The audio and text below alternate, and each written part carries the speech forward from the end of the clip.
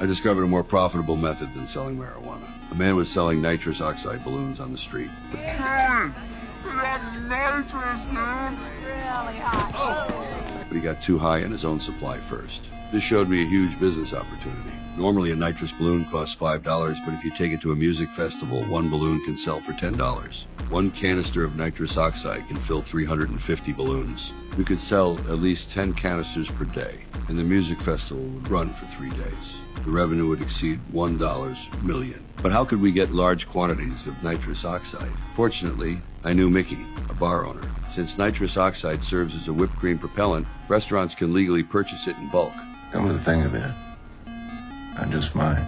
Soon, 10 large canisters of nitrous oxide were successfully obtained. Next came the sales operation. Bodie, the marijuana shop owner, brought along his fat security guard, and the driver served as additional sales staff. Thus, the Tulsa Team 1 startup crew was assembled. The music festival was packed with people. The driver transformed into an ace salesperson and quickly sold all 10 canisters of nitrous oxide. This $1 million came too easily. But the easier money is to earn, the greater the risk. Soon, 2 thugs approached, saying we couldn't set up shop there.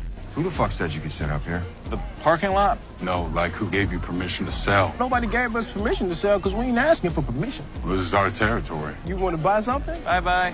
The driver and Bodie thought they were just people jealous of our earnings, didn't pay much attention. The next day, the driver turned in all the sales proceeds. Of course, I wouldn't shortchange him either. I instructed him to increase tonight's nitrous oxide inventory, planning to make a killing. Little did we know that someone was already secretly targeting us. Remember those 2 thugs from last night? They were members of Tulsa's local Black Gravel Gang. The Black Gravel Gang, also known as a motorcycle gang, was primarily involved in nitrous oxide trafficking. When the boss learned that these 2 cowards hadn't driven away the people stealing their business, he became furious. How had he ended up with such useless subordinates?